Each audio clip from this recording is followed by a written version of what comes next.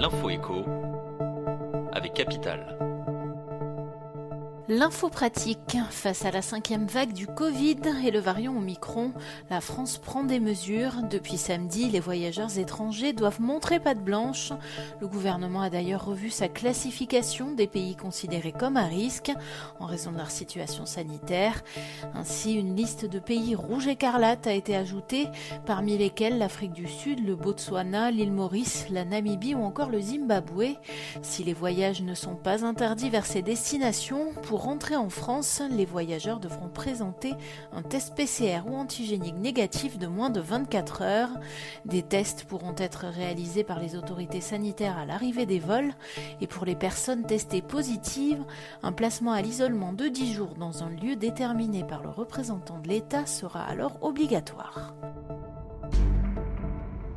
Le chiffre du jour, 10 millions. Il s'agit du nombre de personnes qui ont d'ores et déjà obtenu leur dose de rappel du vaccin contre le Covid-19.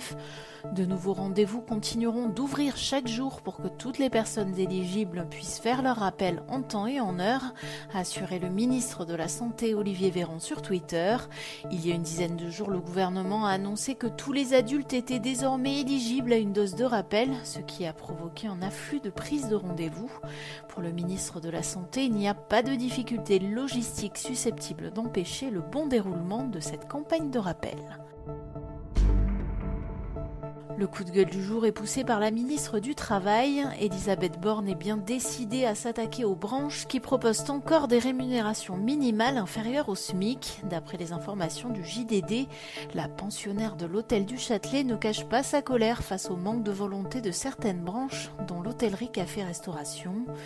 On a fait notre boulot, à eux de le faire aussi. Rester toute sa vie au SMIC n'est plus tolérable, aurait-elle lancé à plusieurs reprises.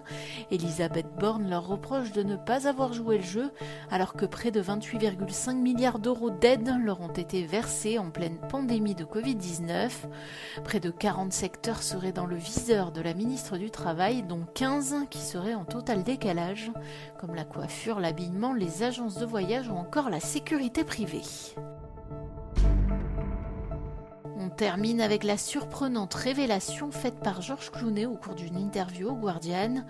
En effet, l'acteur américain a révélé avoir déjà refusé une journée de travail payée 35 millions de dollars. Il s'agissait de tourner dans une publicité pour une compagnie aérienne. La raison de ce refus, le pays d'origine de cette compagnie. Faisant allusion au travail de longue date de son épouse Amal Clooney dans le domaine des droits de l'homme, George Clooney a expliqué que la compagnie aérienne en question était associée à un pays qui, bien que ce soit un allié, est parfois discutable. C'était l'info écho avec Capital.